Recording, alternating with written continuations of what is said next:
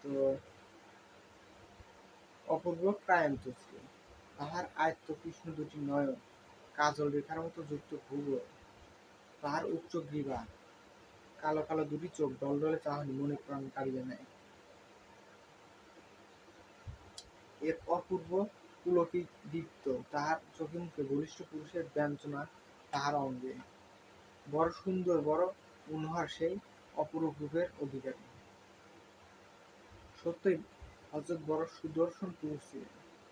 তার চেহারা মানুষের চিত্তে আকর্ষণ যতটুকু সহায়তা করে, তার সবটুকুই তিনি পাইয়াছিলেন।